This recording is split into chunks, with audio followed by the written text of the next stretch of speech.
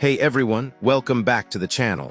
Today we're diving into one of the most talked about rivalries in global politics, G7 versus Brics. Who are these groups, and what's the real story behind their competition? Stick around, because we're going to break it down in a way that'll make you think about the world a bit differently. Alright, first off, let's get to know who we're talking about.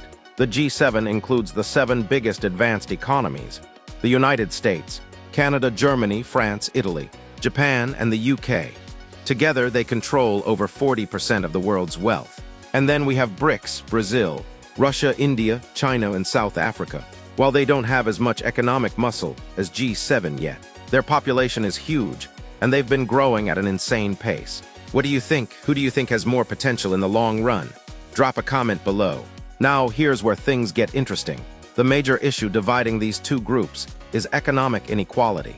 The G7 countries have more established, stable economies, but they often get accused of upholding a global system that favors them. Meanwhile, Brics is pushing for something different. They want a more fair global system where emerging economies have more power. How do you feel about that? Should the world's wealthiest nations continue to call the shots? Or is it time for a change? Vote in the poll above and let's see where everyone stands. So where did this divide come from? Well, back in the 2000s, especially after the 2008 financial crisis, things really started to shift. Countries in the G7 were hit hard, and that's when Brics saw an opportunity to push for more influence in global affairs. Here's a question for you. Do you think the global financial crisis was the turning point for Brics? Or do you think they were always destined to challenge the G7? Let me know your thoughts in the comments. Let's talk about how they approach the economy. G7 countries are all about free markets, liberalization, and globalization.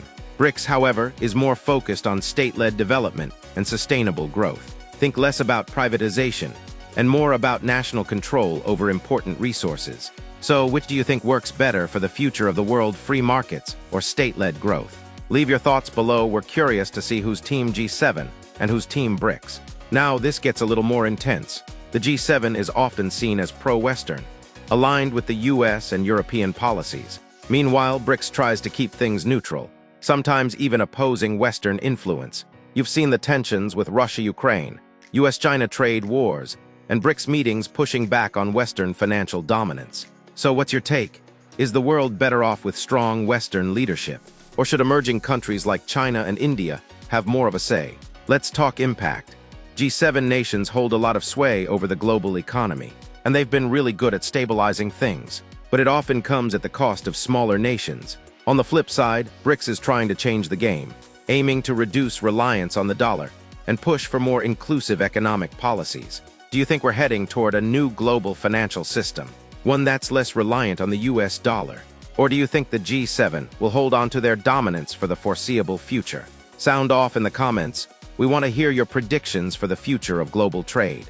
Looking ahead, there's definitely going to be more drama between the G7 and Brics. The world is becoming more connected, but it's also getting more complicated. Who will adapt the fastest? Will it be the established powers? Or will emerging economies like China and India rewrite the rules? What do you think? Will G7 and Brics eventually find common ground and work together? Or will they just keep butting heads? Leave your thoughts in the comments. And don't forget to hit the like button.